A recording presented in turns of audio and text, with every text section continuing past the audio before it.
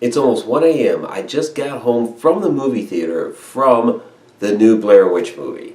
And I have to say that if you are looking for a jump scare, this is definitely the movie for you. But let's back up a little bit before we get into all of that.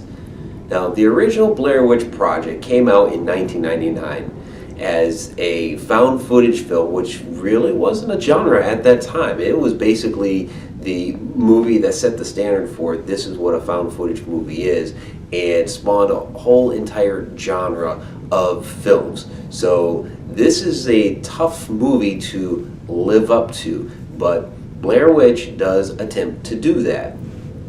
But I have to say that when the Blair Witch Project first came out, I was living in Frederick, Maryland at the time. Burkittsville, Maryland is just southwest of Frederick, and given the fact that there were so many people at that time that bought into the story, these were people that were little no-name actors. They hadn't really done a lot at that time, and just the way the movie was created, it really seemed like everything was true and real. So there were a lot of rumors, a lot of superstitions flying around at that time of this, Blair Witch. The internet was still very young, so you couldn't dive into a plethora of history and whatnot of the area to find out if this was in fact true. And of course, we all know the internet anyway, that not everything you read on there is necessarily true anyway, especially back then. But it was really quite an interesting phenomena living in that area at that time. I don't want to say it was like Pac-Mania back in the early 80s, but for something that was local, yeah, it kind of took on a bit of that flavor, that kind of hype and hysteria, really. The new Blair Witch movie does a lot to play upon its predecessor and make you recall all those different things that happened and occurred. It just tends to do them right away. Remember with the Blair Witch Project, it had a entire interview process with some locals at the beginning. We go out into the woods, and it was a very slow burn. There was a lot more going on in that movie with the relationships and the disintegration of the three that were out there in this mess together, and them slowly starting to realize how absolutely screwed they were out in the woods, and their friendship and their sanity started to deteriorate over time.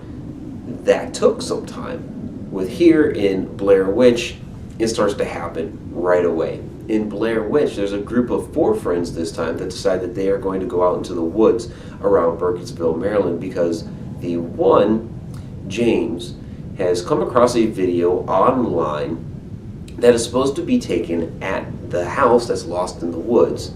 And James is the younger brother of Heather from the first movie, so he has a close personal tie into going out into those woods to try to find out what really happened to his sister. And if there's a little piece of footage that was found, and this is supposed to be from a DV tape that was found in the area, then maybe he could find some answers as to what happened to his sister.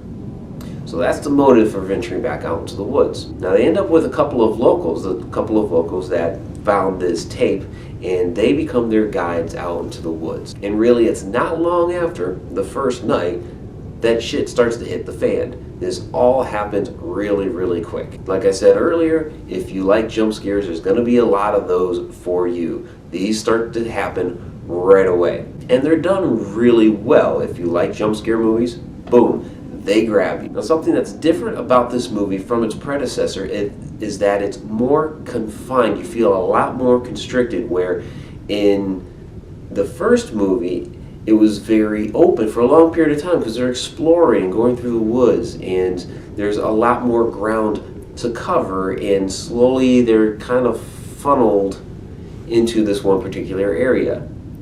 Well, this one you feel a lot more restricted, that the woods are closing in down upon you.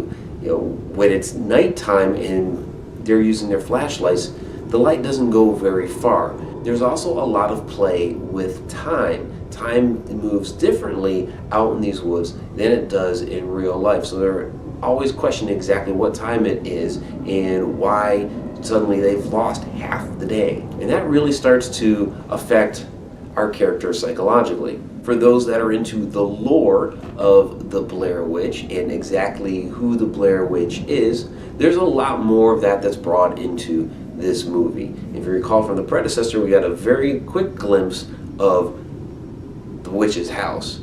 All I will say in this one is we get a lot more of a glimpse of that house. I don't want to spoil anything for anybody. Overall, this is a decent movie that's going to make you jump and is quite different from its predecessor.